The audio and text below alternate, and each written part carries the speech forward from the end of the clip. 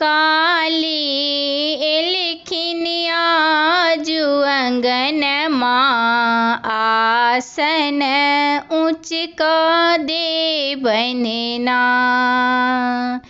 दुर्गा एलखिनिया जुअंगनमा आसन ऊँच क देबनना।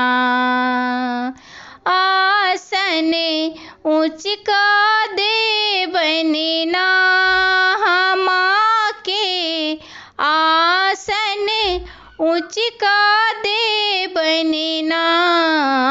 काली एलखिनिया जुअंगनमा आसन ऊँच क देबनना। गंगा जल लाए चरण पखार बने। गंगा जल लाए चरण पखार बने। आचरे से पोछे बनना माँ के चरण के आचरे से पोछे बनना। काली एलखिनिया जुअंगनमा आसन ऊँच क देबनना। दुर्गा एलखिनिया जुअंगनमा आसन ऊँच क देबनना। लाल पियर चुनरी पहिरे बने। लाल पियर चुनरी पहिरे बन। नैना जुड़ाए बिना देखी का नैना जुड़ाए बिना। काली एलखिनिया जुअंगनमा आसन ऊँच क देबनना। दुर्गा एलखिनिया जुअंगनमा आसन ऊँच क देबनना।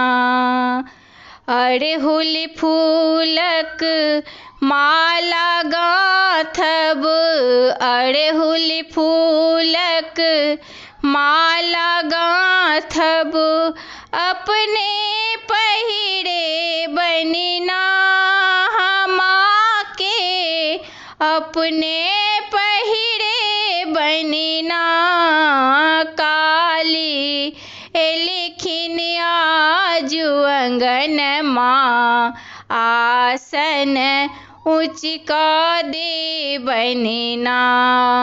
दुर्गा एलखिनिया जुअंगनमा आसन ऊँच क देबनना।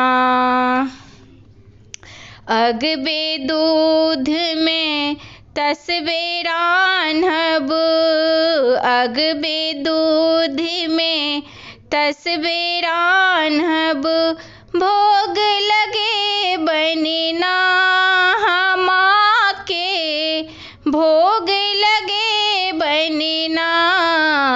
काली एलखिनिया जुअंगनमा आसन ऊँच क देबनना।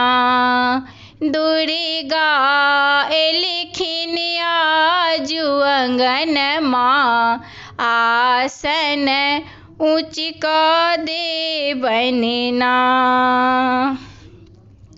धूप दीप लाए आरती उतारब। धूप दीप लाए आरती उतारब खोइछा भरथिन ना हमर माँ।